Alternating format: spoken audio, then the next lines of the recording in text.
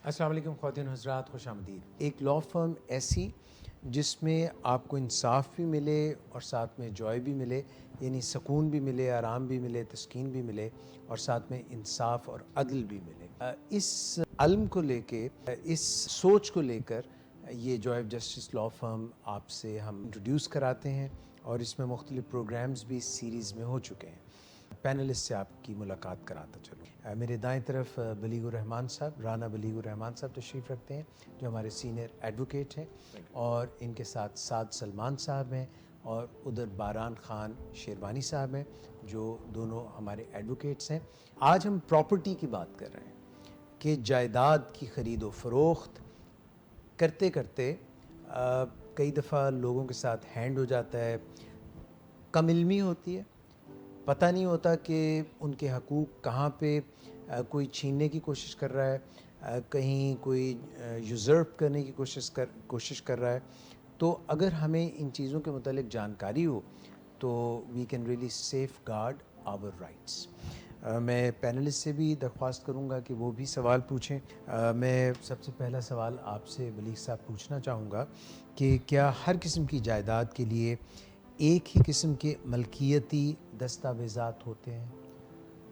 इसमें इस तरह सर कि बुनियादी तौर पे तो एक ही दस्तावेज़ होती है, जिस तरह कि आप कह लें रजिस्ट्री है, लेकिन बाज़ औक़ात वो मुख्तलिफ़ शक्ल में, जिस तरह प्रॉपर्टी चेंज होती है, जैसे प्लॉट है, प्लॉट के बाद उस पर घर बन गया या कोई दुकान है या कोई ज़रूरी लैंड है, तो जैसे जैसे प्रॉपर्टी की शक्ल बदलती है उसके साथ कुछ एडिशनल डॉक्यूमेंट्स ऐड हो जाते हैं। जब आप परचेज़ करना चाहते हैं तो आपको ज़रूरी है कि आप उन डॉक्यूमेंट्स को भी पेरूज़ करें, उन डॉक्यूमेंट्स को देखें ताकि आप सेफ़ ट्रांजैक्शन कर सकें।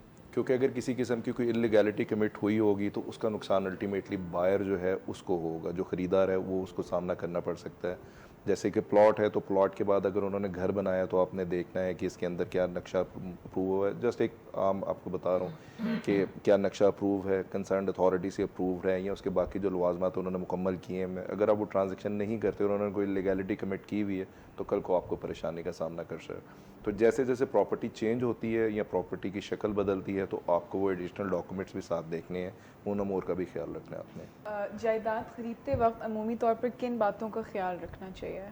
सर ऐसे कि बड़ा एक बेसिक सी चीज़ है ये कि हर कोई अपनी ज़िंदगी में घर ख़रीदता है, प्लॉट ख़रीदता है, तो वो बड़ी बात की बात आती है कि जी फ़र्द देखें, आप पटवार खाने जाके चेक करवाएं। मेरा ख्याल से कि मेरे नज़दीक बेसिक चीज़ ये है कि आप घर ख़रीदने से पहले ये देखें कि आप जो जगह पर आप एजेंट का जो इंतखाब कर रहे हैं आप वो सही करें। उसके बाद अगर आप बायर को ज़रूर मिलें फ़ेस टू फेस, आप सिर्फ अपने एजेंट पर रिलाई ना करें प्रॉपर्टी परचेज़ करते वक्त कि जो उसने प्राइस बता दिया सेलर को वही है, मिलें। सेलर को मिलें। उसके बाद फिर आप नेबरहुड अपना ज़रूर देखें जाके कि इर्द गिर्द जो लोग रहते हैं वो किस तरह के हैं, ईज़ी टू एक्सेस मार्केट की तरफ है नहीं है, आपका घर कितना दूर है मार्केट से, क्या सहूलियात हैं आपके घर के आसपास, वो भी बहुत ज़रूरी होती हैं देखने में। फिर आप अगर उनसे प्राइस ज़रूर नेगोशिएट करें। बहुत सी मतलब इस तरह की ये बेसिक चीज़ें हैं जो लोग मतलब बाकी बातें तो बहुत साद, मुझे ये आप बता रहे हैं बड़ी काम की बातें हैं, मगर मुझे ये लग रहा है कि ये रियल एस्टेट का जो काम करते हैं ये उनको जो है ये मालूमात देना या उनसे ये मालूमात लेना, इसमें बीइंग एन एडवोकेट ये आप लोगों को जो दे रहे हैं टिप या राय दे रहे हैं, इससे उनको बाद में फ़ायदा होता है कि कोई मुश्किल में नहीं फंसते, उनको क्लैरिटी मिलती है। सर बिल्कुल ऐसे ही है कि देखिए अगर आपने एक पूरी ज़िंदगी वहाँ पे गुजारनी है घर के अंदर, अगर आप उसका इंतखाब सही नहीं करेंगे जगह का, जब आप ले परचेज़ कर रहे हैं तो फिर आपको सारी ज़िंदगी मुश्किल का सामना, अगर आपका नेबर ही नहीं फ़र्ज़ के तौर पे कोई अच्छा, तो आपको सारी ज़िंदगी मुश्किल का सामना करना पड़ेगा। बीइंग एन एडवोकेट सर ये कि एडवाइस करते वक्त हम ये कोशिश होती है कि जो कि बाद के मसाइल पेश आते हैं उनको आज ही उनको काउंसिल करें कि ये मसाइल बाद में उठते हैं, ये हकीकी ज़िंदगी के मसाइल हैं जो बाद में हम केसेस की शक्ल में हम देखते हैं, लोग ये प्रॉब्लम्स लेके आते हैं। तो जब आप परचेज़ करने जा रहे हैं तो कोशिश करें कि इन मसाइल को पहले कैटर करके जाएँ, उनका हल सोच के जाएँ। आप जो इंतखाब करने जा रहे हैं वो देख के जाएँ कि क्या आपके लिए काबिल कबूल है, या कल को फिर आप लिटिगेशन में जाएंगे तो आप एक ज़िंदगी का एक नया हिसाब खरीदेंगे। इसलिए बेहतर है कि ख़रीदते वक्त ये सोचें। आपकी बात बिल्कुल ठीक है, ये रियल एस्टेट एजेंट्स को करना चाहिए, लेकिन बाज़ औक़ात चीज़ें ओवरलुक हो जाती हैं और हम सिर्फ लोगों की अवेयरनेस के लिए प्रोग्राम कर रहे हैं, तो इसलिए हम चाहते हैं कि लोग इस बात का भी ख्याल रखें। दूसरा सर, गुड पॉइंट। क्योंकि ये एक डायलॉग नहीं है मुश्तरी होशियार बाश, बायर बीवेयर, ये एक लीगल प्रिंसिपल है। अगर आपने कोई प्रॉपर्टी ख़रीदने जानी है तो बायर को हर चीज़ का अंदाज़ा होना चाहिए। ये सिर्फ वैल्यू ऑफ एसेट या प्रॉपर्टी नहीं है, या वेरिफिकेशन ऑफ द ऑनरशिप नहीं है कि जो सेलर है उसकी ऑनरशिप है भी या नहीं। आपको बाकी वेयर अबाउट्स का भी पता होना चाहिए। आपको हर एक फैक्ट का पता होना चाहिए जो प्रॉपर्टी परचेज़ करने के लिए ज़रूरी है, कि कल आपको कोई प्रॉब्लम होगी तो उसका सेलर ज़िम्मेदार नहीं है, क्योंकि ऑब्लिगेशन आपकी है। Buyer beware. नदीम नूर साहब, सर, मेरा सवाल ये है कि जायदाद कितनी इकसाम की होती है, और फिर उनकी जो मलकियती डॉक्यूमेंट्स हैं उनमें भी उसी हिसाब से फ़र्क आता है? बुनियादी तौर पे आप देखें तो एक ज़मीन है जो प्लॉट की शक्ल में, हम क्योंकि रिहायशी एतबार से बात कर रहे हैं तो आपका रेजिडेंशियल प्लॉट है। फिर आपकी प्रॉपर्टी जो है वो रेजिडेंशियल हाउस की शक्ल में हो सकती है, आप घर ख़रीद रहे हैं। फिर एक दूसरी जो आजकल जो हाई राइज बिल्डिंग्स बन रही हैं जिनमें फ़्लैट्स होते हैं, आपके ऑफिस के लिए हैं, इसके अलावा दुकानें हैं, और मतलब कि फ्लोर आप परचेज़ कर रहे हैं जहाँ पर आप जो है उसकी ऑनरशिप शेयर कर रहे हैं। ठीक है, वो लैंड आपके नाम पे नहीं है, लेकिन वो आप बिल्डिंग्स के अंदर जो है अपने प्रॉपर्टी राइट्स परचेज़ कर रहे हैं। प्लस आप देखें तो एग्रीकल्चरल लैंड आप जो है परचेज़ कर सकते हैं। ये बुनियादी अशकाल हैं जिनको आप कह सकते हैं। माइट बी में आप मज़ीद भी इजाफा हो जाता है, लेकिन एक जो इस वक्त कह लें कि ख़ास तौर पे लाहौर और जो सराउंडिंग्स में हैं वो प्रॉपर्टी की अशकाल इन शक्ल में है, और इनकी डॉक्यूमेंटेशन में भी बिल्कुल फ़र्क होता है। फिर डॉक्यूमेंटेशन का कंसर्न इनके साथ हो जाता है कि आप जहाँ पर परचेज़ करने जा रहे हैं, मतलब आप उनको अगर फर्दर बाइफरकेट करें तो फिर वो आ जाता है कि आप सोसाइटीज़ में परचेज़ कर रहे हैं, उस सोसाइटी का स्टेटस क्या है, वो कोऑपरेटिव सोसाइटी है, और फिर उनके साथ जो फर्दर डॉक्यूमेंटेशन है वो बदलती जाती है। और जो आपको ट्रांजैक्शन एग्जीक्यूट करने के लिए चाहिए होते हैं उनके लिए भी डॉक्यूमेंट्स जो है वो बदलते जाते हैं, जैसे जैसे प्रॉपर्टी की जो रजिस्ट्रेशन ऑलरेडी हुई हुई है उसकी अथॉरिटी बदलती है तो उसके साथ उसकी शक्ल भी बदल जाती है। अच्छा, मेरा ख्याल है ये सवाल शायद पहले भी कुछ बताया गया हो, मगर मैं ज़ोर दे के पूछना चाहता हूँ कि अगर प्लॉट की जो है हम बाइंग कर रहे हैं, प्लॉट ख़रीदना चाह रहे हैं, तो उसके लिए क्या तरीक़ाकार इख्तियार करना चाहिए? प्लॉट ख़रीदने के लिए सबसे पहले आपके लिए ये जानना ज़रूरी है कि वो प्लॉट शहर के किस जगह पे एग्जिस्ट कर रहा है। जैसे बलीग साहब ने बताया कि आप कोऑपरेटिव सोसाइटी में ले रहे हैं तो अलहदा कानून उससे डील कर रहा है। आप एलडीए के तहत जो अप्रूव्ड सोसाइटी हैं उससे ख़रीद रहे हैं तो अलहदा उससे कानून डील कर रहा है। प्राइवेट सोसाइटीज़ हैं या कोई ऐसी जगह पे है जहाँ पे पटवारी का रिकॉर्ड है, पटवारी के पास रिकॉर्ड है और बाकी उसकी कोई एसेट्स रजिस्ट्रेशन की रिक्वायरमेंट नहीं है, तो आपने पटवारी के पास जाना है। तो ये वेरी करता है कि जहाँ पे प्लॉट एग्जिस्ट कर रहा होता है। अगर तो प्लॉट कोऑपरेटिव सोसाइटी में एग्जिस्ट कर रहा है तो उसका अलहदा कानून है, और उन हर सोसाइटी का, हर कोऑपरेटिव सोसाइटी का एक अलहदा से बाय लॉज बने होते हैं और वो उस बाय लॉज के तहत ही रेगुलेट हो रहा होता है। तो ये डिफ़र कर रहा होता है, वेरी कर रहा होता है सिचुएशन टू सिचुएशन। बहरहाल की बात को थोड़ा सा मज़ीद थोड़ा सा चाहूँगा कि इसकी वजाहत कर दूँ। अभी इन्होंने कोऑपरेटिव सोसाइटी की बात की, तो अगर आप कोऑपरेटिव सोसाइटी में प्लॉट परचेज़ करने जा रहे हैं तो जहन में रखें कि कोऑपरेटिव सोसाइटी के अंदर बुनियादी तौर पे मेंबरशिप जो है वो सेल होती है। इसमें इस वक्त शहर में जो कोऑपरेटिव, क्योंकि हम बुनियादी तौर पे लाहौर की ही बात करेंगे क्योंकि इतनी ज़्यादा जो डिफ्रेंसिएशन है लाहौर में, छोटे शहरों में भी इतनी ज़्यादा नहीं है। वहाँ पर आमतौर पे एक ही प्रॉपर्टी का जो स्ट्रक्चर है वो राइज़ है कि रजिस्ट्रार के पास उसकी रजिस्ट्री होगी, फर्दर इंतकाल जो रेवेन्यू रिकॉर्ड के अंदर पटवारी और तहसीलदार जो होते हैं उनका रिकॉर्ड होता है। अब जो बात बारान ने जिस तरह कोऑपरेटिव सोसाइटी की तो इसका ट्रेंड बहुत ज़्यादा लाहौर की हद तक है।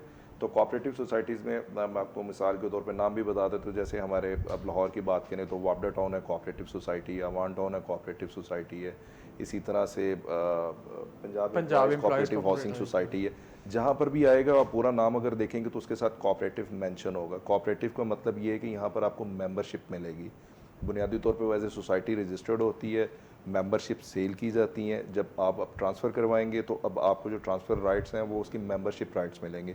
आप उस सोसाइटी के मेंबर बन गए। अब उस सोसाइटी के अगेंस्ट जो आपने मेंबरशिप परचेज़ की है, अब वो देखेंगे कि इसके अगेंस्ट उसको लैंड कितनी एलोकेट हुई है, कोई 5 मरले का प्लॉट है, 10 मरले का प्लॉट है।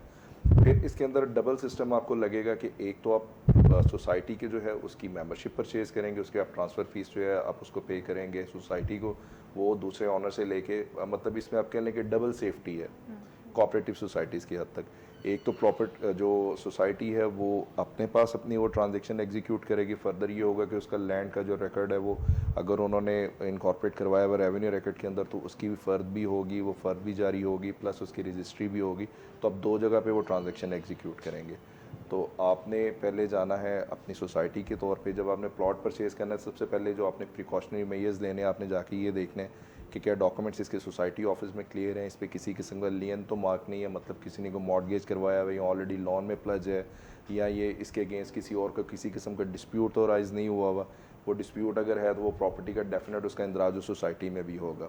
एक आपने वहाँ से उसको चेक करना है, अगर सोसाइटी की तरफ से उसको एनओसी मिलता है कि ये सेल ट्रांजेक्शन के लिए ओके है, देन आप उसको एग्जीक्यूट कर सकते हैं। सेकंड स्टेप के तौर पे आपने रेवेन्यू रिकॉर्ड उस इलाके का जाके चेक करना है। हल्का पटवारी एक टर्म बोली जाती है, वो ये होती है कि अगर आप मुलाजा करेंगे तो आपको मिल जाएगा कि आपका ये जो जगह है ये लाहौर के किस मौज़े में वाक़ है। उस मौज़े का एक सरकारी ऑफिसर मौजूद है जो कि पटवारी की शक्ल में, वहाँ से आप जाके उसका रिकॉर्ड चेक करें। प्लस अगर उसकी रजिस्ट्री भी एग्जिस्ट करती है तो आपको जो पुराना मालिक है उससे रजिस्ट्री की कॉपी हासिल करें, उसकी बैग के ऊपर उसका रजिस्ट्रेशन नंबर होगा, आप प्रॉपर वो रजिस्ट्रेशन नंबर जो है जाके रजिस्ट्रार से उसका डॉक्यूमेंट्स निकलवाएं, आपको मुसद्दका डॉक्यूमेंट्स मिलेंगे जिससे आपको तस्दीक होगी कि इनकी ऑनरशिप जो है वो इंटैक्ट है। इन सारी बातों में ये देखें, ये डॉक्यूमेंट्स तब ही निकलेंगे जब किसी किस्म का कोई लियन उसके ऊपर मार्क नहीं है, यानी कि उस प्रॉपर्टी के अगेंस्ट कोई लाइबिलिटी नहीं है, उस प्रॉपर्टी के अगेंस्ट कोई प्लज नहीं है या किसी का डिस्प्यूट नहीं है। अगर वो क्लियर होगा तो यहाँ से सारे डॉक्यूमेंट्स क्लियर होकर आपको टेस्टेड कॉपीज़ मिलेंगी। अगर आपको मिलती हैं तो फिर आप सेफ हैंड में आप इसकी ट्रांजेक्शन एग्जीक्यूट कर सकते हैं। तो प्लॉट की रजिस्ट्रेशन करते वक्त आपने इन सब बातों का ख्याल रखना है ताकि आइंदा के लिए आपको मुश्किलात ना हो। और कोशिश करें कि आप अगर आप, क्योंकि ऑब्वियसली कोई भी ट्रांजैक्शन आप परचेज़ कर रहे हैं तो थ्रू एजेंट ही परचेज़ करते हैं उसकी सेफ्टी के लिए। अब ये सारे बात जो साथ पहले बात कर रहे थे कि आपने सिर्फ एजेंट पे रिलाई नहीं करना, आपने उनके साथ जाना है और बाकायदा तौर पे ये सारी चीज़ें खुद से चेक करनी है इन जगहों पे जाके, क्योंकि आप एक लाइफ टाइम ट्रांजैक्शन एग्जीक्यूट करने जा रहे हैं। और हमारे जैसे वाइट कॉलर या बहुत सारी मेजॉरिटी ऐसी मिडिल क्लास की होती है जिसकी सारी उम्र की जमा पूंजी होती है, तो थोड़ी सी पेन ले लें परचेज़ करने से पहले ताकि आपको परेशानी ना हो। राइट मिस वजीहा है। मकान की अगर ये तो प्लॉट का आपने बता दिया, वेराज अगर कोई बना हुआ आप घर ले रहे हैं मकान की तो उसकी रजिस्ट्रेशन का प्रोसेस, तो वो किसी सोसाइटी से है तो फिर उसका मैप जो है अप्रूव होगा उस सोसाइटी से, उसमें उसको मैप कंप्लीट होने के बाद जब वो घर बना लेते हैं एज पर मैप बना, उनको एक कंप्लीशन सर्टिफिकेट जारी होता है। आपने उस चीज़ का ख्याल रखना है। अब एक दूसरी शेप ये है कि आप किसी ऐसी सोसाइटी में नहीं जा रहे हैं, अब शहर का बहुत सारा हिस्सा जो है जहाँ पर रेवेन्यू के अंदर जिसका इंदराज है वहाँ पर आप जा रहे हैं, तो उसका डेफिनेट जो है या तो टीएमए जो होगा उनके पास उनका मैप से अप्रूव हुआ होगा। अगर वहाँ पर टीएमए की इम्प्लीमेंटेशन नहीं है तो जैसे लाहौर और सराउंडिंग यहाँ पर एलडीए जो है वो अथॉरिटी है, तो एलडीए से उनका मैप अप्रूव हुआ होगा। जिस चीज़ का आपने बहुत ध्यान रखना है कि देखना कि इसके एलडीए से अप्रूवमेंट सारी हुई हुई है, ऐसी तो नहीं कि इसने इलीगल कंस्ट्रक्शन की हुई है। आप एक 4 मंजिला घर ले लेते हैं कि जी मैं बड़ी कंस्ट्रक्शन हुई हुई है, बाद में पता चलता है वो इलीगैलिटी और आपको सारा डिमोलिश करना पड़ता है, तो वो नुकसान का सामना आपको करना पड़ेगा। तो आपने ये जो प्लॉट की रजिस्ट्रेशन का तरीकाकार से एडिशनल चीज़ आपने ये देखनी है कि जो उन्होंने कंस्ट्रक्शन की हुई है क्या ये कंस्ट्रक्शन जो रेगुलराइज है, इस एरिया के अंदर जितनी कंस्ट्रक्शन की हुई है इनकी इनको परमिशन थी। आपने ये सारी चीज़ें देख के उसके बाद उसकी फर्दर ट्रांजेक्शन करनी है। Very well explain and I think it's very useful for all of us. और इतनी डिटेल्स अमूमी तौर पर मुझ जैसे बंदे को तो नहीं पता होती, और दिस वाज रियली हेल्पफुल। एक छोटी सी ब्रेक लेते हैं, ब्रेक से पलट के आते हैं।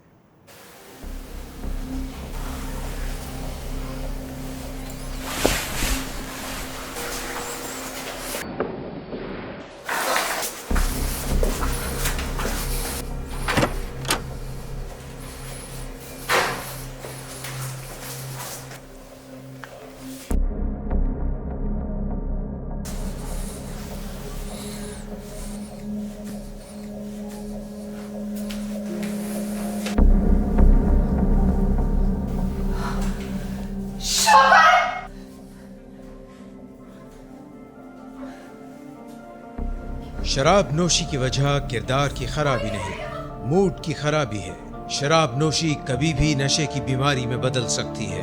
नशे की बीमारी हर स्टेज पर काबिले इलाज है। मदद हासिल कीजिए, क्योंकि वो ऐसा नहीं करेगा। विलिंग वेज से मदद हासिल कीजिए, कहीं से भी मदद हासिल कीजिए, लेकिन फौरी मदद हासिल कीजिए। जिस मुआवजे के इंतजार में आपने बहुत देर कर दी, अब वो दस्तक दे रहा है। मदद हासिल कीजिए, मदद हासिल कीजिए, मदद हासिल कीजिए।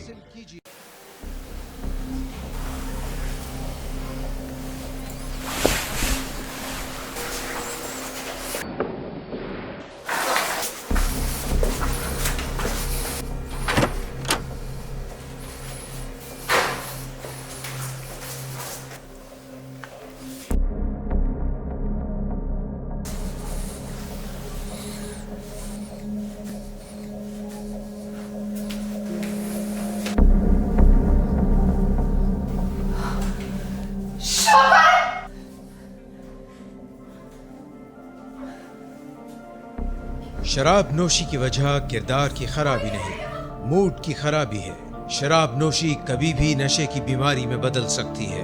नशे की बीमारी हर स्टेज पर काबिले इलाज है। मदद हासिल कीजिए, क्योंकि वो ऐसा नहीं करेगा। विलिंग वेज से मदद हासिल कीजिए, कहीं से भी मदद हासिल कीजिए, लेकिन फौरी मदद हासिल कीजिए। जिस मुआवजे के इंतजार में आपने बहुत देर कर दी, अब वो दस्तक दे रहा है। मदद हासिल कीजिए, मदद हासिल कीजिए, मदद हासिल कीजिए। Welcome back. Joy of justice के फोरम से हम बातचीत आज इस प्रोग्राम में जो कर रहे हैं वो प्रॉपर्टी के मुतालिक बात कर रहे हैं कि जब भी आप कोई प्रॉपर्टी ख़रीदते हैं या बेचते हैं तो किस किस्म की मुश्किलात का सामना हो सकता है और कानून आपकी मदद कैसे कर सकता है। ये जानकारी अगर आपके पास है तो आप अपने हकूक़ का सही तौर पे तहफ़्फ़ुज़ कर सकते हैं।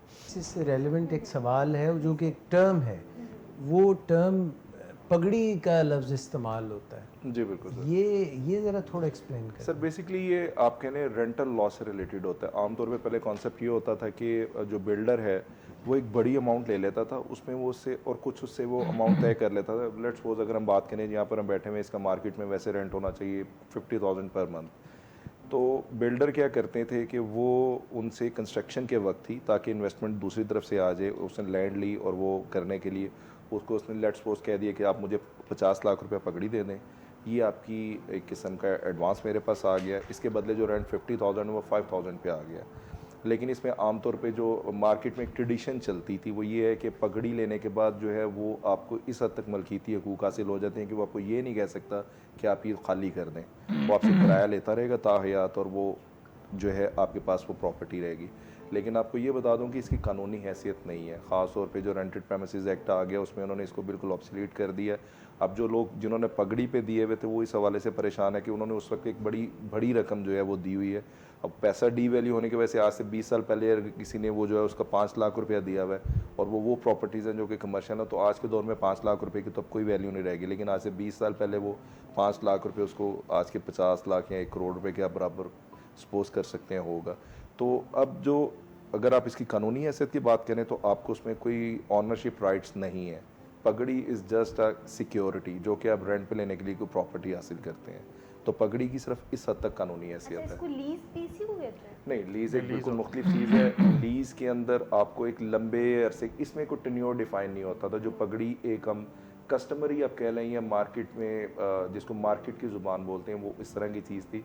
इसमें कोई पीरियड डिफाइन नहीं होता। उसने कहा ये दुकान तुम्हें दे दी, ये तुम्हारी है, तुम्हारे बाद बच्चों की, ये चलता रहेगा, लेकिन इसको कोई कानूनी बैकिंग हासिल नहीं है।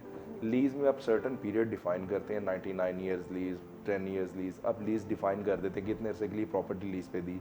ऑल्दो कि आपके एग्रीमेंट में उसकी रेवोकेशन क्लॉज भी होती है, वो रिवोक भी हो सकती है, उसका भी प्रोसीजर होता है, लेकिन फिर भी वो एक डॉक्यूमेंट है, एक बाकायदा कानून की उसको बैकिंग है कि वो लीज़ रजिस्टर्ड होगी जितने पीरियड के लिए आप उतनी देर के लिए उसको गुजारते हैं।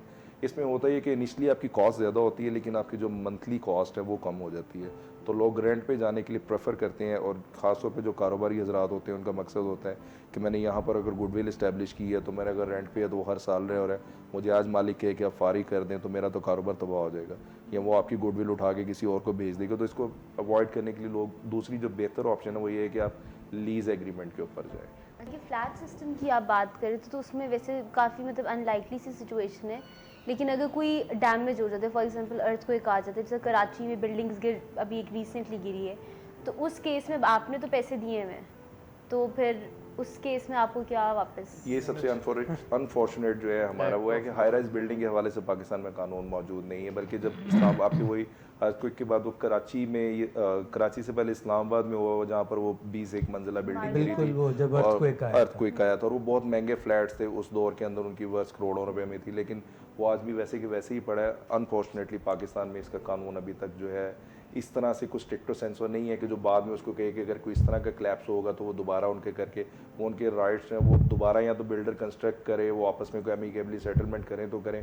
अब थ्रू लॉ उसको बिल्डर को फोर्स नहीं किया जा सकता कि मुझे दोबारा बना के दे। और अर्थक्वेक के सिचुएशन में या नेचुरल फोर्स मेजोर जिसे हम कहते हैं, उसमें स्टेट की ऑब्लिगेशन होती है कि आपने रीइंस्टेट करना है बिल्डिंग्स को, आपने इंफ्रास्ट्रक्चर को रीइंस्टेट करना है। और एक कानून है जो नेचुरल डिज़ास्टर से डील भी करता है, उसमें बहुत नॉमिनल ट्रिब्यूनल से डैमेजेस वगैरह आपको अवार्ड हो जाते हैं स्टेट की तरफ से, लेकिन एज सच कानून कोई नहीं है कि जिसकी हम बहुत ज़्यादा इम्प्लीमेंटेशन देखें कि जी अर्थक्वेक आ गया तो लोग पहुंच गए हैं बिल्डिंग ऑनर्स के पास, क्योंकि फोर्स मेजोर जो है ना वो एक्ट ऑफ गॉड है, आप उसको किसी तरीके से रोक भी नहीं सकते। तो दोनों पार्टीज़ जो हैं वो एक ही स्टांस के ऊपर होती हैं। अगर फॉर एग्जांपल आपने किसी की प्रॉपर्टी खरीद ली है या किसी ने आपसे पैसे ले लिए हुए हैं और आपके पास उसकी प्रॉपर्टी है, आपने उसे पूरे पैसे नहीं दिए, आपने एक चंक दिया है पैसों का, इंस्टॉलमेंट पे की है, तो जब प्रॉपर्टी कोलैप्स करेगी तो उसके पैसे भी वहीं पे ख़त्म हो जाएंगे और आपके पास जो जितना आपने एंजॉय कर लिया वही आपके साथ रह जाएगा। सर उसमें ये भी है कि एक्ट ऑफ गॉड के अंदर, मतलब मैंने लंदन का लॉ भी पढ़ा है, कहीं पर भी ये नहीं है कि आप कहें कि कॉम्पनसेशन हो। जहाँ पर भी इस तरह की चीज़ें आ जाती हैं वहाँ पे कि स्टेट आपके लिए कुछ कर दे तो कर दे, लेकिन act of law, act of God के अंदर इस तरह नहीं होगा कि आप कहें कि जी मेरा घर गिर गया है, इसके अंदर अर्थक्वेक आया है, डिमोलिश हो गया तो मुझे नया बना दें या इसके लिए मुझे कॉम्पनसेट करें, कोई पैसे दिए जाएं, ये नहीं होता कहीं पे भी, ये वर्ल्ड वाइड लॉ नहीं है। लेकिन इसमें बेसिक इशू ये होता है कि अगर फर्ज करें किसी का घर गिर गया, लैंड उसकी मौजूद है, कल को उसके पास पैसे हैं, वो दोबारा से कंस्ट्रक्ट कर सकता है। हाई राइज बिल्डिंग के अंदर प्रॉब्लम ये होती है कि आप शेयरर होते हैं, ठीक है। अब मुझे फर्ज करें मैंने फर्स्ट फ्लोर पे कोई फ्लैट खरीदा हुआ, तो ग्राउंड फ्लोर पे कोई कंस्ट्रक्शन करेगा तो मैं फर्स्ट फ्लोर में अपने 10 फीट में जाके कंस्ट्रक्शन कर सकता हूँ, क्योंकि उसमें बहुत सारे लोग जो है उसको मिल के कर रहे होते हैं। सो इसलिए वो लैंड वहीं की वहीं पड़ी रह जाती है। लैंड जो है वो बिल्डर की होती है, बिल्डर आगे सेल कर चुका होता है और वो अपने पैसे लेके जा चुका होता है, वो उसको दोबारा कंस्ट्रक्ट नहीं करता। तो ये लोग ज़्यादा वो एक पुरसाने हाल जिनका नहीं होता उन लोगों में है जो कि फ्लैट्स वगैरह परचेज करते हैं, और पाकिस्तान में अभी तक कोई ऐसा कानून नहीं है कि जो उनकी दादरसी कर सके इस तरह। साद, आप कुछ हमें बताएंगे कि अगर किसी के साथ हम क्योंकि फ्रॉड की बात कर रहे हैं तो कोई स्कैमर्स होते हैं, कोई इस तरह का स्कैम जिनके साथ हो जाता है, उनके लिए क्या हल है या कहाँ पे ये जो मुश्तरी होशियार बाश वाली बात है, कहाँ कहाँ स्कैमर्स से हम बच सकते हैं? सर देखिए, अगर आप किसी से घर परचेज़ कर रहे हैं जो ऑलरेडी वहाँ रह रहा है तो आपको पता होगा, उसकी डॉक्यूमेंटेशन मौजूद होगी, वो बंदा आपको सारी चीज़ें दिखाएगा। अब आप एक किसी सोसाइटी में ले रहे हैं, बहुत सारा यहाँ पे अनफॉर्चुनेटली हमारे पाकिस्तान में भी ये होता है कि आप सोसाइटीज़ में घर लेते हैं, ज़मीन इतनी होती नहीं है, एक फ़ाइल के ऊपर बहुत सारे लोग जो हैं वो बहुत सारे लोगों को फाइल बिक रही होती है और अभी ज़मीन एलोकेटेड नहीं होती है। और ज़मीन इस तरह होता है कि एक फ़ाइल जो होती है वो 10-10, 20-20 लोगों ने ख़रीदी होती है, फिर वो सारे नैब के पास भागे जा रहे होते हैं कि हमें कॉम्पनसेट किया जाए। जो बिल्डर होता है वो पैसे ले चुका होता है, जो सोसाइटी बिल्डर बड़े तगड़े होते हैं, उनके बड़े कनेक्शन होते हैं, सर वो फिर थोड़ा सा मुआवजा दे के नैब को छूट जाते हैं। उनके लिए विन विन सिचुएशन ही होती है, क्योंकि उन्होंने नैब ने सजा तो उन्हें करनी कोई नहीं है, उन्होंने कहना कि आप पैसे दे दें।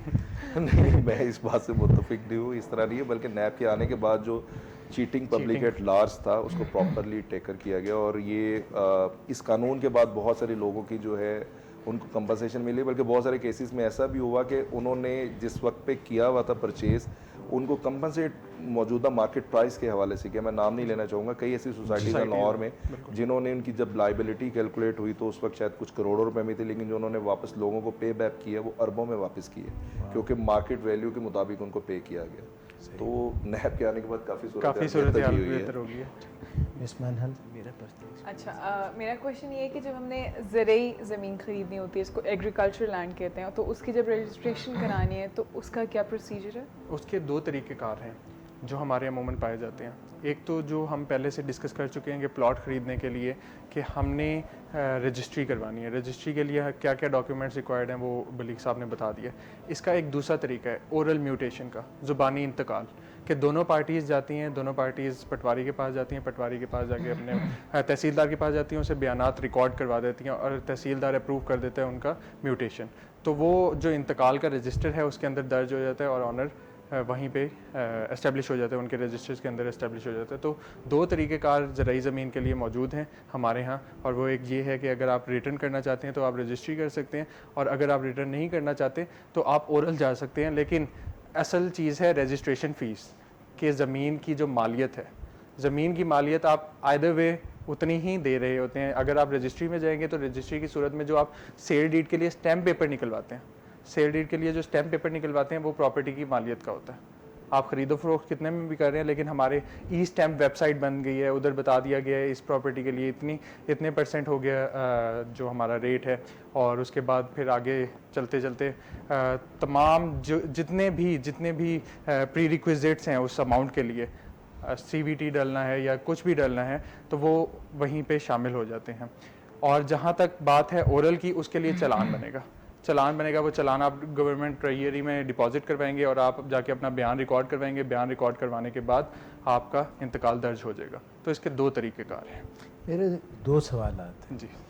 ये ओरल जो बात आपने की, इसे ऐसा जहन में आता है जैसे ज़ुबानी कलामी की बात हो रही है, कोई उसकी डॉक्यूमेंटेशन लिखत पढ़त नहीं है। 1 दूसरा सवाल ये है कि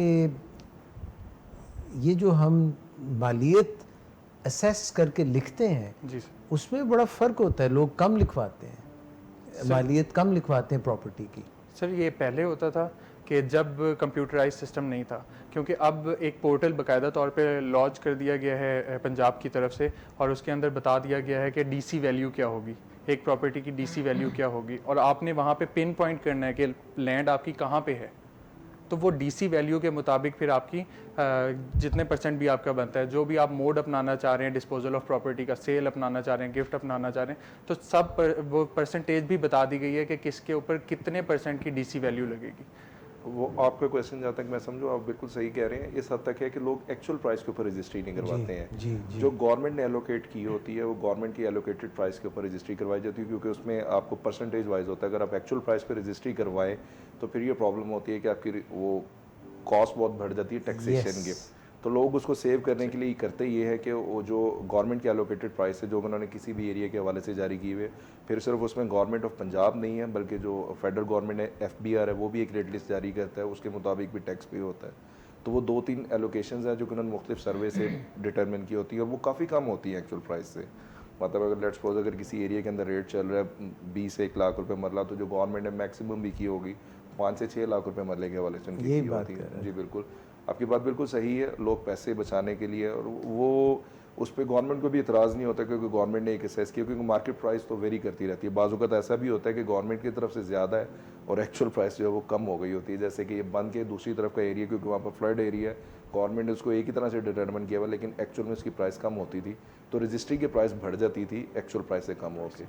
तो वो दोनों तरफ से चलता है, वाइस वर्सा ही है। अजी बारहान ने जो एक लफ्ज़ यूज़ किया ओरल परम्यूटेशन या कुछ, ओरल म्यूटेशन सर, ये बयानात रिकॉर्ड होते हैं तहसीलदार के पास, रेवेन्यू ऑफिसर्स के पास, क्योंकि ये ज़रई ज़मीन है। तो ज़रई ज़मीन का जितना भी रिकॉर्ड है वो रेवेन्यू महकमा माल के पास होता है, रेवेन्यू रिकॉर्ड होता है। उसमें ये होता है कि अगर आप रजिस्ट्री करवाना चाहते हैं, रजिस्ट्री करवा दें। रजिस्ट्री का मकसद क्या है? आपकी जो ट्रांजेक्शन है, ट्रांजेक्शन की अमाउंट गवर्नमेंट ट्रेजरी में जानी चाहिए। तो आप लिखत पढ़त नहीं करते, उसका प्रूफ क्या होता है? उसका प्रूफ होता है जो रेवेन्यू रिकॉर्ड होता है। जब आपका इंदराज हो जाता है, जब आपका इंदराज रेवेन्यू रिकॉर्ड में हो जाता है, तो फिर आपको फ़र्द मलकियत मिलती है। मलकियत चेंज हो जाती है उस पेज के ऊपर, और वो उससे कहते हैं ओरल म्यूटेशन। कि आपने जाके अपना बयान रिकॉर्ड करवाया, तहसीलदार ने उसको अप्रूव किया, अप्रूव करने के बाद उस म्यूटेशन के रजिस्टर में आपका रिकॉर्ड आ गया, आपके पर्टिकुलर्स डल गए, अब आप ऑनर बन गए। अब जो आपको फ़र्द मलकियत जारी होगी वो आपका ऑनरशिप का प्रूफ होगा। ये जो विरासती मिल रही होती है, ज़रई ज़मीन हो या और भी विरासती जो आपको हकूक होते हैं, या ये इंतकाल का वर्ड बोला जाता है, विरासती इंतकाल ट्रांसफर जो है, ये इसका क्या तरीक़ाकार है? इसका तरीक़ाकार तो ये है कि सबसे पहले आपको लीगल एज डिक्लेयर होना पड़ता है। इससे पहले ये था कि आप थोड़ी सी मैं आपको वजाहत करूँ, थोड़ी मुझे लग रहा है कि शायद कंफ्यूज हम हो रहे हैं इस हवाले से, कि 2 सिस्टम्स होते हैं आपकी ऑनरशिप के रिकॉर्ड के। एक को ये है कि जो रेवेन्यू रिकॉर्ड मौजूद है, बहुत सारी एरिया में होता है, क्योंकि ये जो आप देख रहे हैं शहर आबाद है, ये पहले ज़रई ज़मीनें थी, इन्हीं के ऊपर शहर से शहर आबाद होते जा रहे हैं। तो 2 तरह का रिकॉर्ड मौजूद होता है। एक है हमारा रेवेन्यू डिपार्टमेंट है, जिसका एक जो आम उर्फियत में मशहूर होते हैं पटवारी से जो है फर्स्ट रेवेन्यू ऑफिसर स्टार्ट होता है, तहसीलदार, नायब तहसीलदार, कानून को एक ये पूरा रिकॉर्ड मेंटेन करते हैं, कि जिसमें पता चलता है कि फ़लाँ ज़मीन का जो एलोकेट भी करते हैं, डिमार्केशन भी करते हैं, जो बताते हैं कि ये जगह किसकी है। उनके पास एक पूरा रिकॉर्ड जो है वो प्री पार्टीशन से भी मौजूद है, वो चलता आ रहा है। एक उस जगह पे आपका इंतकाल जो है, म्यूटेशन जिसको कहते हैं, जो आपकी ट्रांसफ़र ऑफ राइट्स होते हैं, वहाँ पर रिकॉर्ड होता है। दूसरा एक ये कि अगर आप मैं और आपस में कोई आप सेल डीड कर रहे हैं, या कोई आपस में हम कोई डॉक्यूमेंट एक्सचेंज कर रहे हैं, कोई राइट्स कर रहे हैं, तो मैं और आप जो एक ब्लैक एंड वाइट में एक स्टैम्प पेपर के ऊपर जो लिखते हैं, वो हम एक रजिस्ट्रार गवर्नमेंट ऑफिशियल्स होते हैं, उनके सामने जाके कहते हैं कि ये हमने आपस में खरीदो वो की है, इस सफ़े पे हमने लिख दी है। वो हम दोनों का बयान सुन के उसको अपने पास रजिस्टर में दर्ज कर लेते हैं, वो भी रिकॉर्ड मेंटेन करते हैं, जिसको उर्फ़ आम में रजिस्ट्री कहा जाता है, जिसमें हम सब जानते हैं कि रजिस्ट्री है, सेल डीड है, बेनामा है, ये सारी चीज़ें 2 जगह पे इनका रिकॉर्ड होता है। अब ज़रूरी ज़मीन जो पर्टिकुलरली डील, क्योंकि रेवेन्यू ऑफिसर्स कह रहे हैं वहाँ पर इतना ज़्यादा ट्रेंड नहीं है कि आप उसके लिए अलग से रजिस्ट्री भी करवाएं, तो आप सिर्फ उसकी ट्रांसफ़र करवा लेते हैं अपने रेवेन्यू रिकॉर्ड में, इसलिए आपके पास कोई फर्दर डॉक्यूमेंट नहीं होता। रेवेन्यू ऑफिसर जो है वो आपको फ़र्द मलकियत जारी करता है, आपका वो सबूत होता है कि ये ज़मीन मेरे पास आ गई है, वो बाकायदा उसमें रपट होती है जिसमें दर्ज होता है कि फ़लाँ रपट के तहत उन्होंने ये आपको फ़र्द मलकियत जारी की है, वो आपका प्रूफ होती है आपके पास। फर्दर अगर आप उसको मज़ीद सेव करना चाहें तो आप उसकी रजिस्ट्री भी करवा सकते हैं। अब रजिस्ट्री में आपको थोड़ी कॉस्ट बढ़ जाएगी, लेकिन आपके पास 2 डॉक्यूमेंट्स आ गए जाएंगे अपनी मलकियत के सबूत के तौर के ऊपर। एक लफ्ज़ आपने अभी यूज़ किया बेनाम, ये बेनामी क्या होती है? नहीं, आप बेनामी उसमें ये बयानामा जिसको कहते हैं। अच्छा, बेनामी तो ये होता है कि आप ऑनर नहीं है, Ostensible लेकिन ऑस्टेंसिबल ऑनर है, किसी और ने वो प्रॉपर्टी के राइट्स पे किए हुए हैं, पैसे किसी और ने दिए हुए हैं, फ्रंट पे कोई और, जो आमतौर पे बहुत ज़्यादा आजकल इशू चलता है, फ्रंट मैन के टाइटल नाम कोई और होल्ड कर रहा है, टाइटल कोई और होल्ड कर रहा है, लेकिन एक्चुअल ऑनर कोई और होता है। जो आपका क्वेश्चन था कि लीगल एयर्स के हवाले से, लीगल एयर्स में ये होता है कि पहले ये था कि आपको ज़रूरी ज़मीन की हद तक तो आप वैसे ही जाके बयान देते थे, इंतकाल हो जाते थे, बाज़ शहर में भी पटवारी की मर्ज़ी से उसका इंतकाल आगे हो जाता था, लेकिन अब सुप्रीम कोर्ट ने और जो एक होल्ड कर दिया है कि अब इसको सिविल कोर्ट आपको एलोकेट करेगी कि कौन लोग लीगल एयर्स हैं। डिग्री करवाने के बाद जो है लीगल एयर्स की, फिर वो लीगल एयर्स की डिग्री के बाद उसमें जाके विरासत का इंतकाल होगा। एक क्वेश्चन मैं पूछना चाहती थी कि एग्रीकल्चरल लैंड से रिलेटेड है, क्योंकि अब लाहौर बहुत एक्सपैंड हो रहा है। अगर हम लाहौर की इन पर्टिकुलर बात करें तो बहुत ज़्यादा देखने में ये आता है कि कब्ज़ा कर लेते हैं लोग, वो लोग ज़मीन अपनी बेचना नहीं चाह रहे होते, जो गाँव वगैरह वाले लोग होते हैं, बिकॉज उनकी रोज़ी रोटी है, लेकिन उन पर कब्ज़ा हो जाता है बिकॉज शायद जो भी ख़रीदना चाह रहे हैं वो पावरफुल होते हैं, या मतलब शायद वो उनको सही पैसे भी दे रहे होते हैं, बट वो नहीं, बस बेचने उनकी विल नहीं होती कि वो सेल करें। तो इस ऐसी सिचुएशन में उन लोगों को क्या करना चाहिए? जो देखिए, कब्जे के लिए तो उनके पास अपने लीगल रेमेडीज़ मौजूद हैं। एक बात जहन में रखें, जहाँ पर गवर्नमेंट को प्रोजेक्ट करने शुरू जा रही है तो लैंड एक्विजिशन एक्ट जो कानून मौजूद है वो लैंड एक्वायर कर सकते हैं। गवर्नमेंट उसका जो लैंड एक्विजिशन कमिश्नर है नोटिफिकेशन जारी करता है, उसके बाद एक रेट डिटरमिन किया जाता है और उसके ऊपर गवर्नमेंट आपसे ज़मीन खरीद लेती है। लेकिन ऐसा नहीं है कि अगर कोई प्राइवेट डेवलपर है वो कहे कि जी मैं यहाँ पर सोसाइटी बनाने जा रहा हूँ तो आप लाजमी मुझे ज़मीन बेचें, नहीं, वो ऐसा नहीं कर सकता, उसके पास कोई ऐसा कानून नहीं। हाँ, वो आपको अच्छी रकम ऑफ़र करके आपके साथ बार्गेन करके कोई लैंड परचेज़ कर ले, आप अपनी मर्ज़ी से बेच दें, वो तो ठीक है, लेकिन ज़बरदस्ती आपसे नहीं ले सकता। अब फ़र्ज़ करें आपके जो दूसरा क्वेश्चन है कि आपकी ज़मीन के ऊपर कब्ज़ा हो गया तो उसके लिए आपके पास जो है वो पुलिस का राइट भी मौजूद है। अगर वो ज़्यादा बड़े पैमाने पे हुआ है, चीटिंग हुई है लास्ट, तो फिर आप जो है नैब की शक्ल के अंदर भी जा सकते हैं, उसके अंदर भी हुआ है, फ्रॉड हुआ है किसी किस्म का। फर्दर जो है आपके पास सिविल कोर्ट्स की रेमेडी भी मौजूद है, वो बिल्कुल एक पूरा अलग से मैकेनिज्म मौजूद है। अपनी ईज़ के मुताबिक जो आप बेहतर समझते हैं आप बिल्कुल उसको अवेल कर सकते हैं। इलीगल डिस्पोजेशन एक्ट का कानून जो है वो आ चुका हुआ है 2005 के बाद से, मतलब उसमें बहुत सारी रेमेडीज़ मौजूद हैं। वो इंशाल्लाह हम प्रोग्राम करेंगे तो उसमें डिटेल में आपको करेंगे। अच्छा, ये जो बेनामी वाला सिलसिला है, ये इसकी लीगल वैलिडिटी है? जी बिल्कुल है, लेकिन उसको प्रूव करने का तरीका होता है। इसमें बाकायदा कानून मौजूद है, बहुत अरसे से चला आ रहा है। उसमें जस्ट एक आपको बर्ड आई के तौर पे बता दूं, उसमें आपके पास डॉक्यूमेंट्स जो बंदे ने जिसने पे किए उसके कब्ज़े में होना चाहिए, प्रॉपर्टी उसके कब्ज़े में होनी चाहिए, उसने जो पेमेंट की है कि मतलब आपने प्रॉपर्टी मेरे नाम पे परचेज़ की, प्रॉपर्टी की कीमत ने आपने अदा की थी, आपके पास वो ट्रांजैक्शन की प्रूफ होने चाहिए। जो प्रॉपर्टी के डॉक्यूमेंट्स है जो कि मेरे नाम पे है लेकिन प्रॉपर्टी आपकी, वो डॉक्यूमेंट्स आपके पास होने चाहिए। उसके बाद जो पोजेशन है वो आपके पास होने, अगर आप ऐसी चीज़ें प्रूव कर लेते हैं तो कोर्ट के थ्रू आप अपनी ज़मीन वापस अपने नाम पे करवा सकते हैं। और ये है कि अभी जब बहुत ज़्यादा पॉलिटिकल केसेस बेनामी ट्रांजैक्शंस के ऊपर चल रहे थे तो फिर कानून पास किया गया 2016 में बेनामी प्रोहिबिशन ऑन बेनामी ट्रांजैक्शन। तो वो यही है कि क्योंकि बेनामदार बहुत हो गए थे और वो एक इल्लीगल मीन बन गया था लोगों के लिए अपने ब्लैक मनी को वाइड करने के लिए, तो उसके ऊपर प्रोहिबिशन लगाना और उसे रेगुलराइज करना बहुत ज़रूरी हो गया था। तो उसके अंदर बेनामी ट्रांजैक्शन के ऊपर कुछ एम्बार्गोज क्रिएट कर दी गई कि अगर ये होंगे तो बेनामदार होंगे, अदरवाइज़ आप बेनामी ट्रांजैक्शन नहीं कर सकते। तो ये एक बहुत ज़्यादा, मैं अगर सिंप्लीफाई करूँ बेनामी ट्रांजैक्शन को तो वो ये है कि इंडिया के अंदर कानून था कि पुलिस ऑफिसर कोई प्रॉपर्टी परचेज़ नहीं करेंगे, तो पुलिस ऑफिसर ने अपनी बेगम के नाम पे प्रॉपर्टी परचेज़ कर ली, क्योंकि वो खुद तो नहीं कर सकता था, उसे लीगल एम्बार्गो थी, तो ये बेनामी परचेज़ थी।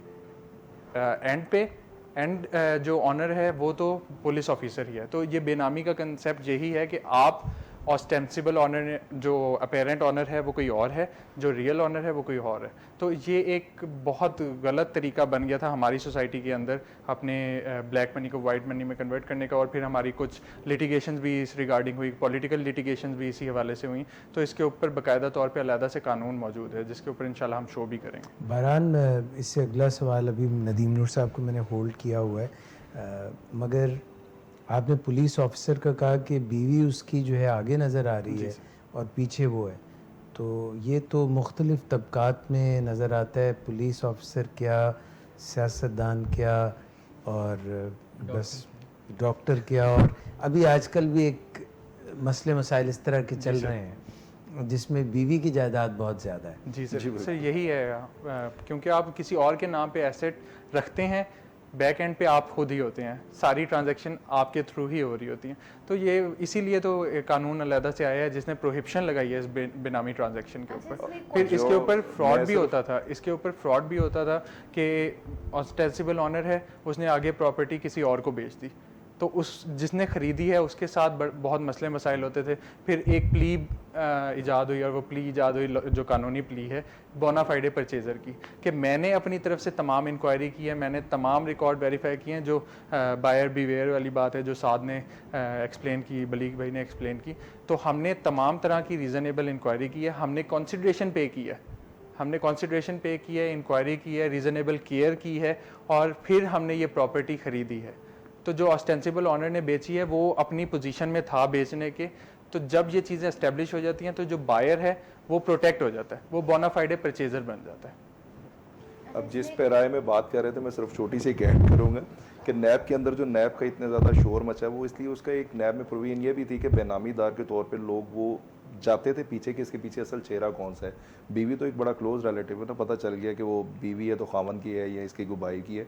लोगों ने अपने फ्रंटमैन, अपने मुलाजमीन और ड्राइवर्स के अकाउंट, ड्राइवर का बड़ा ड्राइवर चल गया था, ये एक बड़ी शख्सियत है। बिल्कुल लोगों के एम्प्लॉइज के अकाउंट्स में पैसे गए हैं, उन्हें पता नहीं है कि हमारे अकाउंट में इतने। तो वो नैब ने इस बेनामी के ऊपर बहुत ज़्यादा स्ट्रिक्ट एक्शन लिया, और बहुत सारे लोगों के ऐसे एसेट्स निकले जो कि उन लोगों ने मुख्तलिफ छोटे छोटे चेहरों के पीछे छुपाए हुए थे, तो उन्होंने डिग आउट किया। ये बहुत बड़ी एक अचीवमेंट थी इस इदारे की, जिसने बहुत बड़ी रिकवरी करके दी गवर्नमेंट एक्सेक्यूटिव्स को, और इनको गवर्नमेंट के खाते में बहुत पैसा वापस आया। और अगर एक फादर होते हैं वो एक प्रॉपर्टी खरीद के अपने बच्चे के नाम पे ट्रांसफ़र कर देते हैं, जो कि शायद अभी माइनर है, अंडर 18 है, तो वो भी इसी कैटेगरी में आएगा? कह सकते हैं बेनामी के हद तक है, लेकिन वो ये है कि वो गिफ्ट भी होता है। अब ये तो अब बात कर रहे हैं उसकी कि एक्चुअल देखने की बात ये है कि क्या उनके दरमियान कोई ऐसा डिस्प्यूट पैदा हुआ है और वो उसको चाह रहे हैं, तो फिर तो वो उसके बारे में एक्चुअल प्रोपोजिशन पे सोचा जा सकता है। बाकी फादर गिफ्ट भी करते हैं, कर सकते हैं। लेकिन तो उनमें उसके dispute भी तो पैदा नहीं ना होता। गिफ्ट अगर करते हैं तो गिफ्ट को हाँ, as a रजिस्टर gift करवाने होती का है तरीका है, और उसकी ख़ास अमाउंट है और ख़ास परसेंटेज है। अगर आप रिलेटिव्स को कर रहे हैं तो 3% है, और अगर आप आउटसाइडर को कर रहे हैं 5% है। तो गिफ्ट की भी कोई कंसिडरेशन, वैसे तो कंसिडरेशन नहीं, out of love and affection होता है, लेकिन गवर्नमेंट ट्रेजरी में तो आपने किसी ट्रांजैक्शन का कुछ डिपॉजिट करवाना है, तो वो जो आपकी गिफ्ट डीड है वो कंपलसरी रजिस्ट्रेबल डॉक्यूमेंट है, आपने उसको कंपलसरीली रजिस्टर करवाना है। तो जब आप गिफ्ट करते हैं और आप जाके रजिस्टर करवाते हैं, वो प्रॉपर्ली गिफ्ट होता है, वो एज ए गिफ्ट ही रजिस्टर्ड होता है। वो ये गिफ्ट ही नहीं होता कि as a sale deed sale registered deed हुई। जो बात आप कर रही थी वो बिल्कुल बराने से इंटरप्ट किया इसमें, कि वो एज ए सेल डीड अगर बेटे की रजिस्टर करवाई तो उसका मतलब है कि बेटे ने वो पे करके तो खरीदी हुई है, वो तो उसका बेनामीदार है। लेकिन अगर वो बाप उसको गिफ्ट डेट के तौर पे ऊपर कर रहा है, लेकिन उसमें ये भी है कि गिफ्ट करते हुए पहले टाइटल उसके नाम पे आएगा, फिर उसके बेटे के नाम पे ट्रांसफर होगा। वो ऐसा नहीं है कि गिफ्ट जो है एक आउटसाइडर से परचेज करके डायरेक्टली उनको गिफ्ट कर दे। वो मतलब इसमें काफ़ी सारे ऐसे ट्रेल एरिया में ट्रेल तो ट्रेल होती है कि होती है। आपकी सोर्स ऑफ इनकम क्या है। अब जैसे हमारे MNAs MPAs हैं, तो कॉन्स्टिट्यूशन में ये एम्बार्गो है कि अगर उनके रिलेटिव्स जो हैं, क्लोज रिलेटिव्स, स्पाउसेस हैं या बच्चे हैं, उनकी कोई ऐसी प्रॉपर्टी है जिसका कोई रीजनेबल मीन नहीं है खरीदने का, assets beyond mean, Means beyond Exactly, exactly, आपने सही टर्म बोली है। तो ये करप्शन के ज़ुमरे में भी आता है, ये नैब के ज़ुमरे में भी आता है, और कॉन्स्टिट्यूशनल डिस्क्वालिफिकेशन भी इसके ऊपर है। तो बहुत सारे जो है ना वो कड़ियाँ हैं, अगर उन्हें सही तरीके से यूटिलाइज़ किया जाए। और आजकल हमारे जो मुल्क में ये कड़ियाँ बहुत अच्छे तरीके से इस्तेमाल की जा रही हैं और इसके ऊपर बहुत इफ़ेक्टिवनेस देखी जा रही है। आपने कुछ देर पहले ये तो बताया कि डिफरेंट स्टेटस में जब कोई ज़मीन होती है, जायदाद, तो उसके लिए डिफरेंट हैंडलिंग है उसकी, जैसे कोऑपरेटिव सोसाइटीज़ की अलहदा है और LDA अप्रूव्ड जो प्लेसेस हैं उनकी अलहदा है, फिर और भी चीज़ों का जिक्र हुआ। तो क्या इससे भी फ़र्क पड़ता है कि जायदाद कहाँ पर मौजूद है, और इससे भी उसकी डॉक्यूमेंटेशन और उसकी प्रोसेसिंग पर कोई फ़र्क पड़ता है? जी बिल्कुल पड़ता है। अगर आप देखें उसमें तो जैसे शेयर में किया, अब सिर्फ दो चीज़ों का जिक्र किया है कि प्रॉपर्टी है आपकी कोऑपरेटिव सोसाइटी में या प्राइवेट सोसाइटी में, मीन DHA बैरियर टोन है इनके अपने मैकेनिज्म है ट्रांसफ़र करने के। इनसे हट के एक शहर का बहुत बड़ा हिस्सा जो है वहाँ पर भी है जहाँ पर रेवेन्यू दौर है, जिस तरह पटवारी है उसके पास प्रॉपर्टी का रिकॉर्ड मौजूद है, तो वहाँ पर आप प्रॉपर्टी परचेज़ करने जाते हैं, उसके लिए आपने वही पटवारी का तरीकाकार भी इन्वॉल्व होगा उसमें। जैसे कि हमने काफ़ी डिटेल में उससे बात की कि पहले आपने उससे फ़र्द जो है उसकी बै पटवारी जारी करेगा, तो उसके बाद उसकी डॉक्यूमेंट आपकी रजिस्ट्री पास हो सकती है। इसके अलावा एक ऐसी सूरत हाल भी शहर में ऐसे इलाके भी हैं जहाँ पर कि पटवारियों यानी रेवेन्यू रिकॉर्ड में उन इलाकों का इंदराज नहीं है मलकियत का, तो वहाँ पर जो आपका पोजेशन का राइट है, यानी कि जो जिसको PT1 पहले जिक्र किया है, एक्साइज एंड टैक्सेशन का जो डिपार्टमेंट है, एक्साइज एंड टैक्सेशन ने वहाँ पर पोजेशन के तौर पे टैक्स इशू किया होता है, उसके बदले उसको PT1 जारी हुआ होता है। तो वहाँ पर अगर आप प्रॉपर्टी परचेज़ कर रहे हैं तो आपको बहुत ज़्यादा ध्यान से करनी होती है कि पिछली रजिस्ट्री भी उसकी होनी चाहिए, PT1 जो है उनका सीक्वल उनके नाम पर होना चाहिए, उसी की मदद से आप अगली सेल को जो है वो एग्जीक्यूट कर सकते हैं। तो आपको बिल्कुल वहाँ पर डॉक्यूमेंट बदल जाता है। इसके अलावा और भी कैसी सूरत हाल है, कोई सबसे ज़्यादा आपको जो मोहतात रहने की ज़रूरत है जब आप किसी प्राइवेट सोसाइटी के साथ करते जा रहे हैं, तो सबसे पहले आप ये देखें कि क्या ये सोसाइटी LD से अप्रूव्ड है या नहीं है, क्योंकि अनफॉर्चुनेटली है जो कि अभी तक रेगुलेट नहीं हो सका, सोसाइटीज़ खुद से ट्रांसफ़र लेटर जारी कर देती हैं, उसकी कोई कानूनी बैकिंग नहीं है। आपको उन्होंने एक कागज़ का पुर्जा दे दिया, कानून में ऐसे डॉक्यूमेंट्स की कोई हैसियत नहीं है, सिवाय इसके कि सोसाइटी ने एक अपना दे दिया, ट्रांसफ़र लेटर आपको दे दिया कि जी ये आपका ट्रांसफ़र लेटर और उसके बदले में ये प्लॉट आपको मिल गया।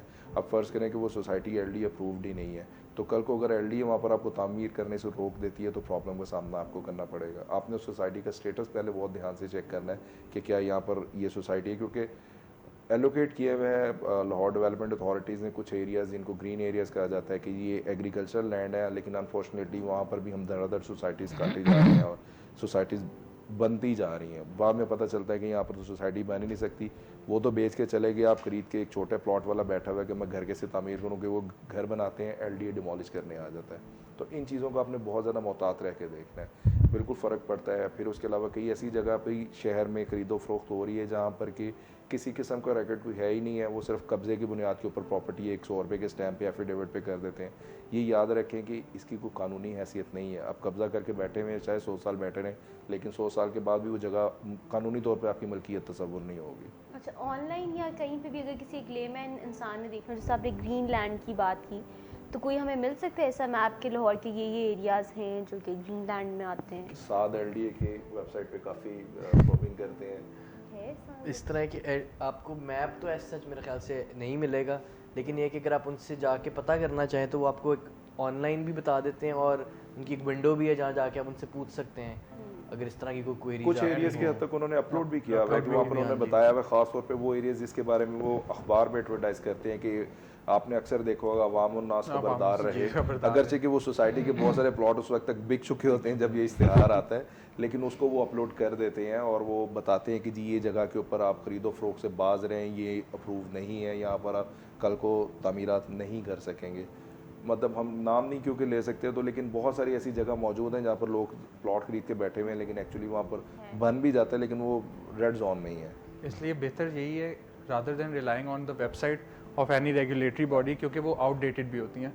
तो जैसे कहा कि 1 विंडोज़ ऑपरेशनल हैं, हर रेगुलेटरी बॉडी की 1 विंडो ऑपरेशनल है, तो आप पर्सनल विज़िट करें, और जहाँ तक आपका मुमकिन है तो किसी अथॉरिटी से बात भी करें, किसी ऑफिसर से बात भी करें, कमर्शलाइजेशन है या कोई भी किसी भी किस्म के हवाले से। जैसे हमारे होता है कि हाँ जी कोई एजेंट आपसे पैसे पकड़ लेते हैं, ये आपकी प्रॉपर्टी यहाँ पे एग्जिस्ट कर रही है तो मैं आपकी कमर्शलाइजेशन करवा लूँगा, rather than going for that agent, आप पहले खुद अपने आप को पेन लें और आप रेगुलेटरी जो रेलिवेंट अथॉरिटी है उसके पास जाएं, उससे वेरीफाई करें आया कि इस चीज़ का स्टेटस बदल भी सकता है या इस चीज़ का स्टेटस है क्या, इस जगह का स्टेटस है क्या, तो आपको बेहतर क्लियर पिक्चर नज़र आएगी।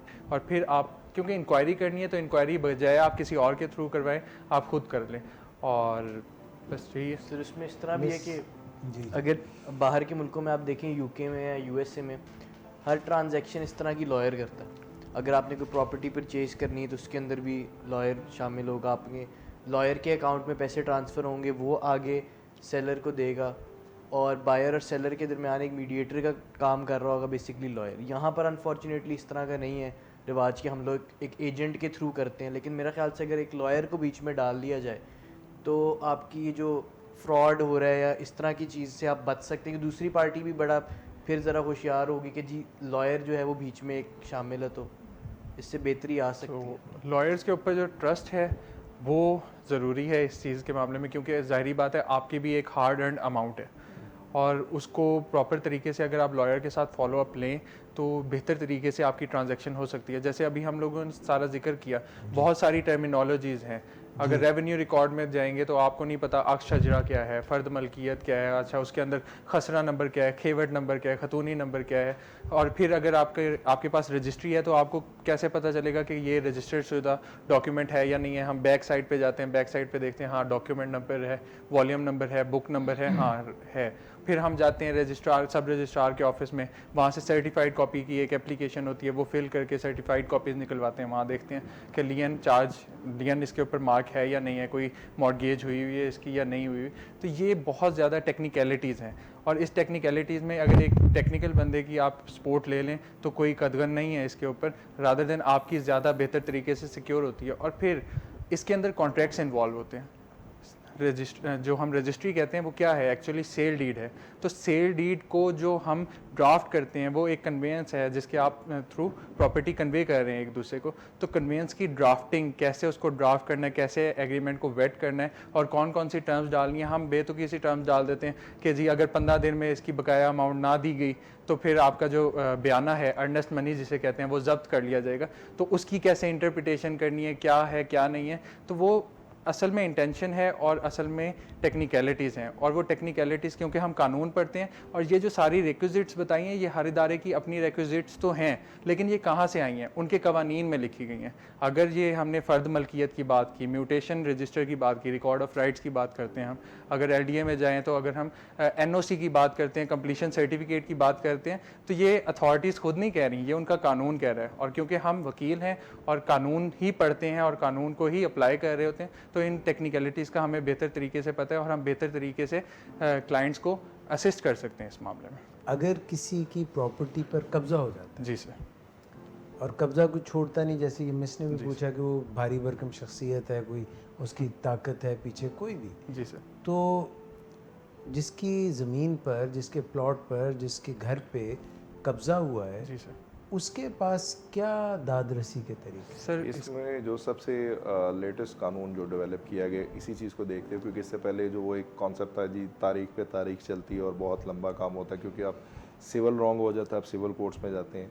तो इस चीज़ को काउंटर करने के लिए एक नया 2005 में कानून इंट्रोड्यूस करवाया गया, इलीगल डिस्पोजेशन है। उसके अंदर पुलिस को इन्वॉल्व किया गया और पुलिस की इनिशियल इंक्वायरी के बाद जो है वो उसमें टाइम फ्रेम भी उसके अंदर चेक्स लगाए गए, और उसके अंदर फर्दर रेमेडी ये दी गई कि अगर इनिशियल स्टेज के ऊपर ही पुलिस इंक्वायरी में ही साबित होता है तो during the proceeding of case आपका पोजेशन जो है वो रिवर्स हो जाता है।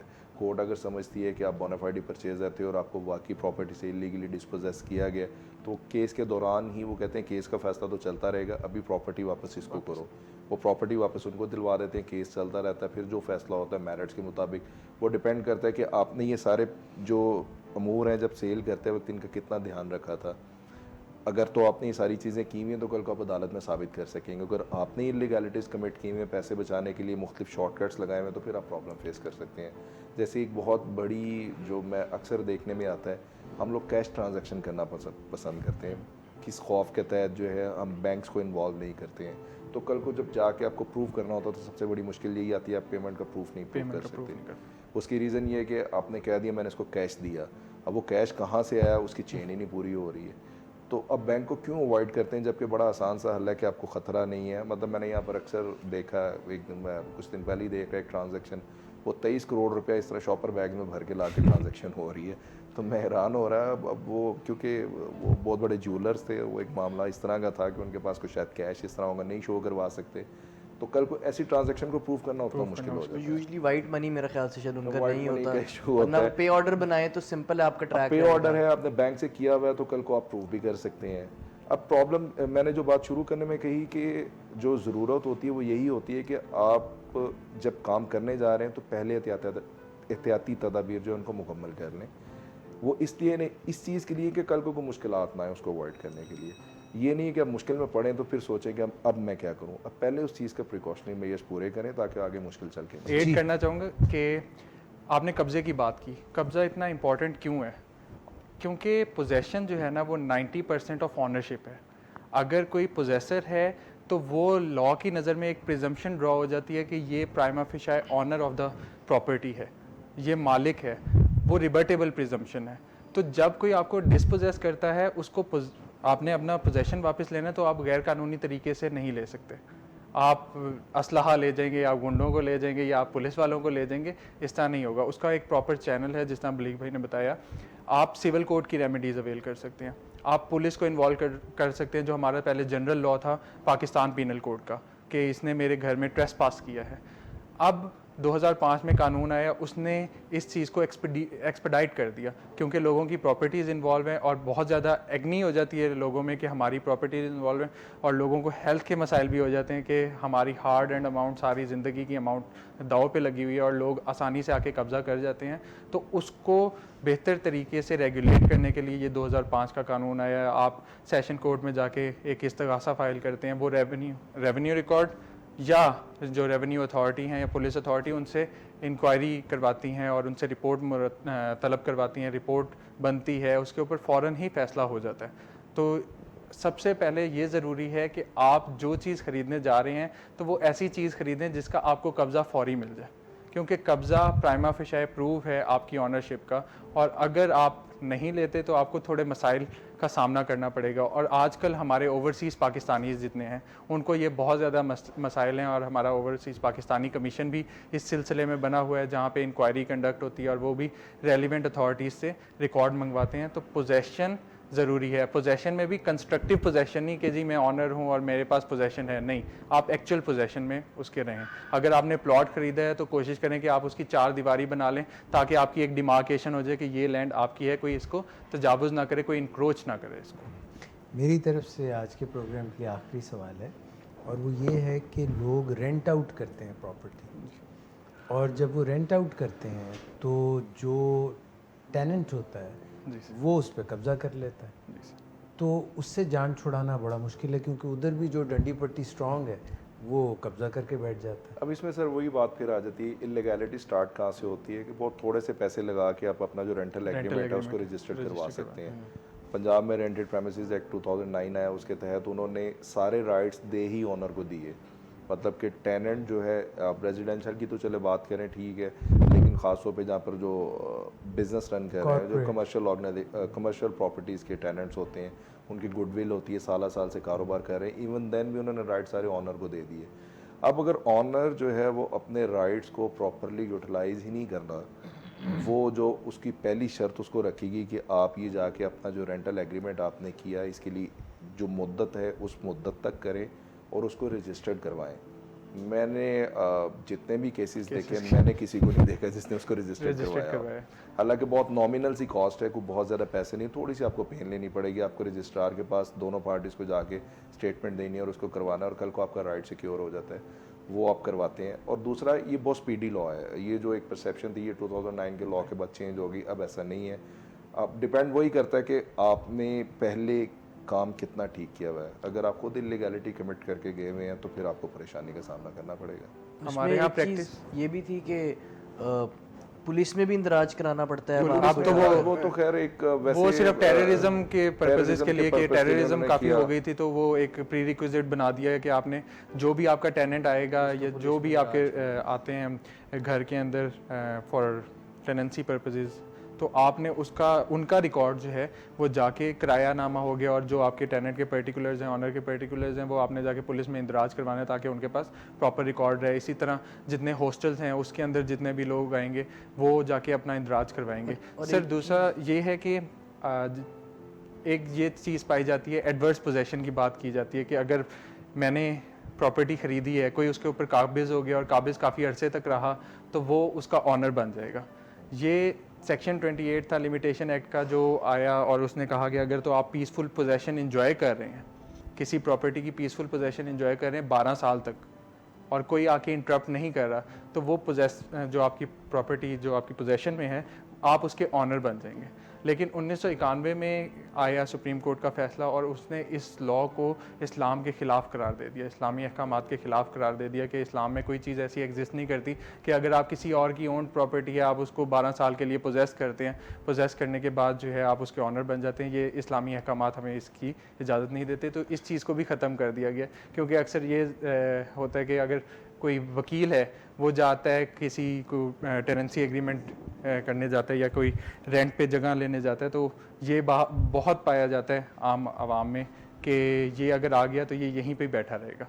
और फिर डिफरेंट तरीके होते हैं रेंट के मैकेनिज़्म में, डिफरेंट तरीके होते हैं कि आप जाके स्टे ले लेते हैं और आप वहीं के वहीं बैठे हुए हैं। इसमें भी जो जजमेंट्स हैं वो मौजूद हैं कि अगर तो आपने बीइंग टेनेंट, क्योंकि हमारे यहाँ लॉ पाया जाता है once a tenant always a tenant, तो अगर आपने ऑनरशिप प्रूफ करनी है तो आप पहले पोजेसन खाली करेंगे, देन आप अपनी ऑनरशिप को प्रूव करेंगे। ये नहीं होगा कि सिर्फ मेयर एलिगेशन पे आप साल बैठे रहेंगे और ऑनर जो है वो अपनी प्रॉपर्टी से हाथ धो के बैठा होगा, ऐसा नहीं है। तो बहुत सारे कवानीन हैं, बहुत सारे जजमेंट्स हैं जो कि फेवर कर रही होती हैं दोनों पार्टीज़ को, ऑनर को भी कर रही होती हैं और टेनेंट को भी कर रही होती हैं। अक्सर में क्या है कि जिसका जो है उसको वो मिलना चाहिए, जो मेरा है वो मेरा ही है, तो इस चीज़ को इस्टेब्लिश करना है। Thank you so much, Advocate Bahran Khan Sherwani, Advocates Saad Sulman and Advocate Rana Baligur Rahman Sahab. Thank you very much.